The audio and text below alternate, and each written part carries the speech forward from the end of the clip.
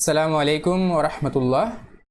আপনারা সবাই জানেন লেকচার হাটের আন্ডারে এইচএসসি অথবা আলিম 2027 এবং 28 সালের জন্য আমরা একাদশ দ্বাদশ শ্রেণীর 10 বছরের আইসিডি প্রশ্নকে অ্যানালাইসিস করে, অর্থাৎ 2016 থেকে 2026 সাল পর্যন্ত যতগুলো বোর্ড প্রশ্ন হয়েছে, বোর্ডে প্রশ্ন এসেছে, সেগুলোকে অ্যানালাইসিস করে আমরা একটা ফ্রি কোর্সের ব্যবস্থা করতে যাচ্ছি। তাই আপনারা সবাই আমাদের সাথে থাকুন, যে যেখানে আছেন সেখানে আমাদের সাথে যুক্ত থাকুন। এখন আমরা সরাসরি আলোচনা চলে যাচ্ছি। আচ্ছা, আমরা গত ক্লাসে চ্যাপ্টার 2-এর লেকচার 1 নিয়েছি, সেখানে আমরা অনেক কিছু নিয়ে আলোচনা করেছি। এখন আসেন আমরা লেকচার 2 চ্যাপ্টার 2 নিয়ে আমরা আলোচনা করব। এখানে একটা কুমিল্লা বোর্ড, দিনাজপুর বোর্ডে প্রশ্ন আসছে, সেই প্রশ্নটা আমরা একটু খেয়াল করি। সেই প্রশ্নটা যদি আমরা একটু খেয়াল করি তাহলে আমরা কিছু জিনিস বুঝতে পারবো ইনশাল্লাহ। এখন আসেন, এখানে একটা কম্পিউটার আছে, এখানে আর একটা কম্পিউটার আছে, এখানেও কম্পিউটার আছে, এখানেও একটা কি আছে, চারিদিকে কম্পিউটার থাকার পর একটা মধ্যখানে একটা কি আছে, নামটা একটু খেয়াল করে দেখতে পারবেন। এখানে একটা হাব আছে। এখানে মূলত 5টা কম্পিউটার দেখা যাচ্ছে, আর ডিভাইস আর উদ্দীপক 2 যদি বলি আমরা, এখানে কয়েকটা নোট অথবা কম্পিউটারের সাথে পরস্পরের একটার সাথে একটা কি আছে, যুক্ত আছে। এখন একটার সাথে যেহেতু একটা যুক্ত আছে, সেই জন্য আমাদের কিছু বেসিক জিনিসগুলো লাগবে আমাদের।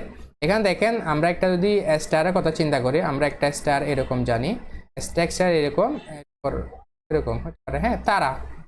তো এখানে বিভিন্ন ধরনের কম্পিউটারগুলো যুক্ত আছে আর কি।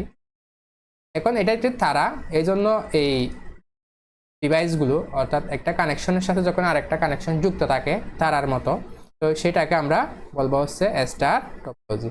এখানে উদ্দীপকের নামগুলো দেওয়া থাকে না সাধারণত। আমরা যেহেতু একটা সলিউশন ক্লাস নিচ্ছি, প্রশ্নগুলোকে সমাধান করতেছি, সেই জন্য আমরা বোঝার সুবিধার জন্য স্টার টপোলজির নামটা দিলাম।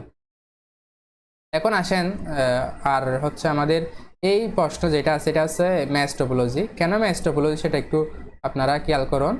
এখানে প্রতিটা বিষয়ের সাথে, প্রতিটা কম্পিউটারের সাথে, প্রতিটা কম্পিউটার ডানে বামে সোজা বলেন, আপনি যত দিকে বলেন সব দিকে কি আছে, এটা যুক্ত আছে। এখন এই জন্য এটা ম্যাচ টপোলজি। তাহলে আমাদের প্রশ্নগুলো বোঝার জন্য আমরা আপনাদের বলেছি, প্রথমটা স্টার টপোলজি আর দ্বিতীয়টা কি টপোলজি, ম্যাচ টপোলজি। এখন এই স্টার টপোলজি এবং ম্যাচ টপোলজিটা আপনারা আশা করি বুঝতে পারছেন, কিভাবে প্রশ্নগুলো একটার সাথে একটা যুক্ত থাকে। সেই বিষয়গুলো হয়তো আপনাদের জন্য সহজও হয়েছে, বুঝতে পারছেন। তাইলে দেখেন, আমরা প্রশ্নগুলোর আলোকে আমরা এগুলো সলিউশন করার চেষ্টা করি।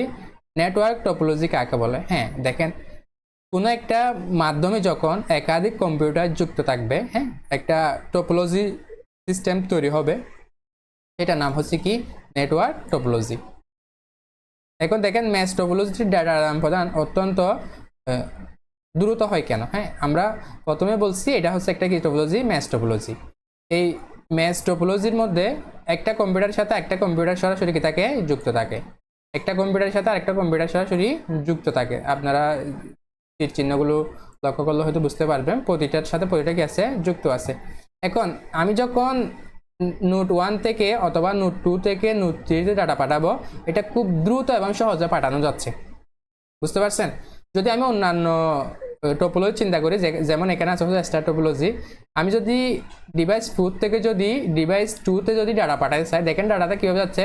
প্রথমে যাবে, এখানে হাবে যাবে, হাবের পরে এখানে ইনস্ট্রাকশন কোন দিকে আসছে সেটার জন্য চেক করে এখানে এটাতে আসবে। তাইলে এখানে পথটা একটু গভীর হলো না, পথটা একটু দীর্ঘ হয়ে গেল না?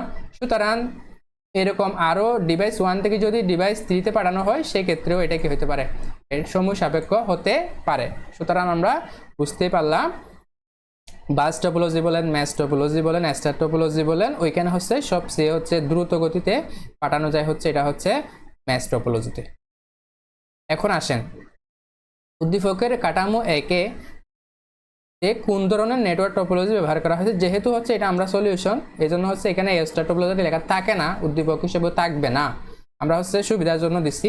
এখন আমি কথা যেটা বলছিলাম, এটার সাথে আমরা মিলিয়ে আমরা এটাকে কি দিতে পারলাম, স্টার টপোলজি দিলাম। এখন স্টার টপোলজি দেওয়ার পরে আমাদের যেটা করতে হবে, সেটা কোন ধরনের টপোলজি ব্যবহার করা হয়েছে সেটা আমাদের কি করতে বলছে, ব্যাখ্যা করতে বলছে। তাহলে আমরা এখন এটা ডেফিনেটলি বলতে পারতেছি এটা হচ্ছে একটা স্টার টপোলজি।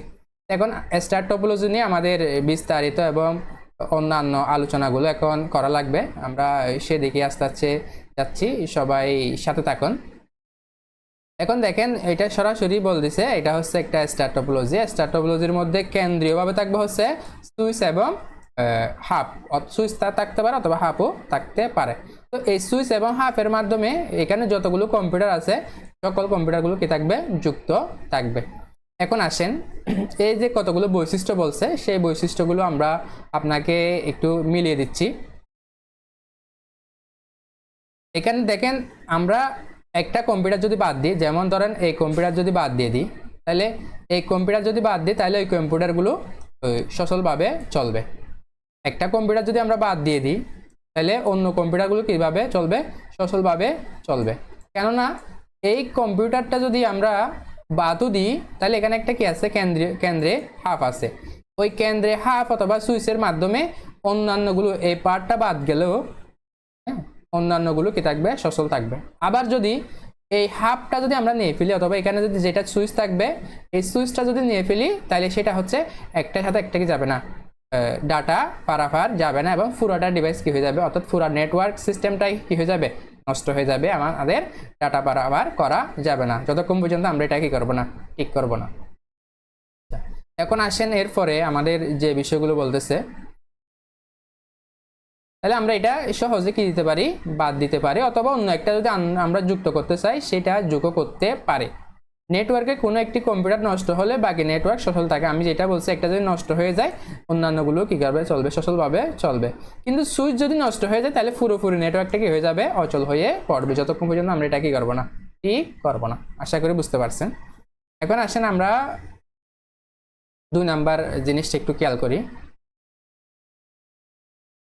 উদ্দীপকের কাঠামো দুটির মধ্যে কোনটি কেন্দ্রীয় ডিভাইস ছাড়া উচ্চ নিরাপত্তা ও নির্ভরযোগ্য নেটওয়ার্ক গঠনে উপযোগী। তাহলে কেন্দ্রীয় ডিভাইস আমি আপনাকে একটু আগে বলে রাখি, কেন্দ্রীয় ডিভাইস মানে বোঝাবে হচ্ছে একটা কেন্দ্রের মাধ্যমে সকল নেটওয়ার্কগুলো কী করবে, পরিচালিত করবে। এখন আপনি দেখেন এটাতে কিন্তু এখানে কি আছে, একটা হাফ আছে, হ্যাঁ এখানে একটা হাফ আছে, এখানে কিন্তু কি নাই, যে কেন্দ্রের মধ্যে কোনো ধরনের কি নাই, হাফ নাই অথবা সুইচ নাই। এখন ওইখানের মধ্যে কোনটা সবচেয়ে বেশি কার্যকর, ওই স্টার টপোলজি এবং ম্যাশ টপোলজির মধ্যে কোনটা সবচেয়ে বেশি কার্যকর আমাদের সেটা দেখাতে বলছে এখানে মূলত, অথবা কোনটা সবচেয়ে বেশি উপযোগী ডাটা এক মাধ্যম থেকে অন্য মাধ্যমের ক্ষেত্রে সেটা আমাদের দেখাতে বলছে। এখন আসেন, যেহেতু একটা হচ্ছে স্টার টপোলজি আর একটা হচ্ছে ম্যাশ টপোলজি, হ্যাঁ কেন্দ্রীয় ডিভাইস যুক্ত, কেন্দ্রীয় ডিভাইস যুক্ত থাকা হচ্ছে আপনার স্টার টপোলজিতে, এটা হচ্ছে পুরোটা সুইচের উপর নির্ভর করবে। এখন এবং এটা যদি নষ্ট হয়ে যায় তাহলে পুরো সিস্টেমটা কি হয়ে যাবে, নষ্ট হয়ে যাবে। আবার যদি কেন্দ্রীয় ডিভাইস যেখানে নাই সেখানে কোনো ধরনের কেন্দ্রীয় ডিভাইসের কেউ হয় না, প্রয়োজনও হয় না। আচ্ছা এখন আসেন উচ্চ নিরাপত্তা ও নির্ভরযোগ্যতা। আচ্ছা এখন আমরা যদি উচ্চ নিরাপত্তা অথবা উচ্চ নির্ভরযোগ্যতার কথা বলি সেই ক্ষেত্রে হচ্ছে আমাদের ম্যাশ টপোলজিতে প্রতিটি কম্পিউটারের সাথে নিজস্ব ডেকোরেটর কেবল থাকায়, হ্যাঁ যেহেতু আলাদা আলাদা কম্পিউটারের জন্য আলাদা আলাদা কি আছে, কানেকশন আছে, সেজন্য এটা অন্য কেউ ডাটাটা কি করতে পারবে না, দেখতে পারবে না। আর যদি যা সর্বোচ্চ ডাটা সিকিউরিটি কি করবে, আপনার নিশ্চিত করবে।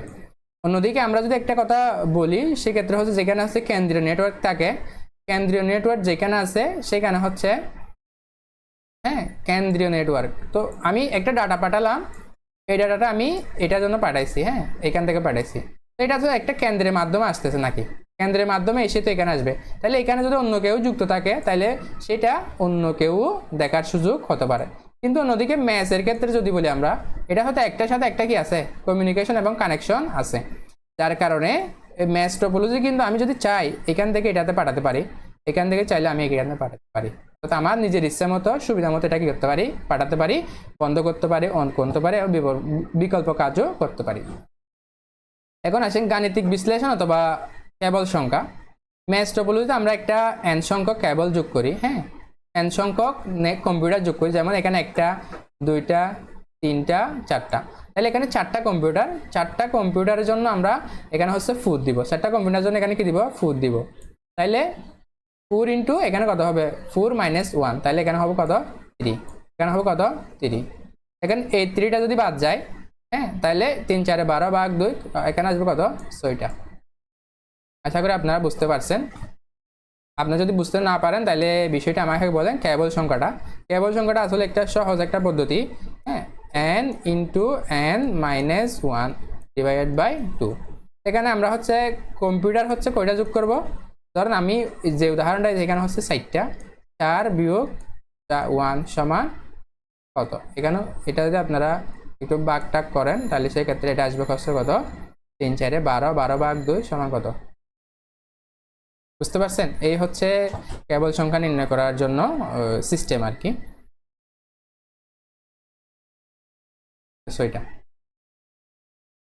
আচ্ছা, এখন আমরা সর্বোপরি যেটা আমরা নিশ্চিত করতে পারি সেটা আমরা একটু উদ্দীপক থেকে সাজিয়ে এক লাইনে আপনাদের জন্য আমরা আসি। তাহলে আমি একটু শুরুতেই বলে রাখি, এখানে হচ্ছে একটা কেন্দ্রীয় নেটওয়ার্ক আছে, কেন্দ্রীয় সিস্টেম আছে, যে সিস্টেমটাতে হচ্ছে কেন্দ্রের মধ্যে একটা সুইচ লাগতে পারে, আর এটা অথবা একটা হাব লাগবে। এটা ছাড়া এটা কিন্তু কি হবে না। এখন প্রথমটা যেটা আছে, প্রথমটার মধ্যে আমাদের একটা কম্পিউটার যদি নষ্ট হয়ে যায় তাহলে সেই ক্ষেত্রে অন্যগুলো চলবে। আর যদি এখানে যদি একটা নষ্ট হয়ে যায় সেই ক্ষেত্রে কি হবে? এখানে যদি একটা নষ্ট হয়ে যায় তাহলে বাকিগুলো চলবে, এটা কিন্তু চলবে না। এখান থেকে এখানে ডাটা পাঠানো কি হবে না, সম্ভব হবে না। এবং এখানে যেহেতু সরাসরি কানেকশন আছে সেই জন্য ডানে বামে ডাটাগুলো পাঠানো যাবে। এবং সর্বোচ্চ নিরাপত্তার দিক দিয়ে সর্বোচ্চ নিরাপত্তা হচ্ছে আমাদের ম্যাচ টপোলজিটা। এই দুইটা টপোলজির মধ্যে ম্যাচ টপোলজিটা সবচেয়ে গুরুত্বপূর্ণ। ধন্যবাদ সবাইকে আমাদের ভিডিওটা সম্পূর্ণভাবে দেখার জন্য। এখনো পর্যন্ত যারা লাইক কমেন্ট শেয়ার করেন না, দয়া করে করে রাখবেন। আর হচ্ছে আমরা পরবর্তী ভিডিওটি নিয়ে আসবো ইনশাল্লাহ। সবাই সাথে থাকুন। আসসালামু আলাইকুম।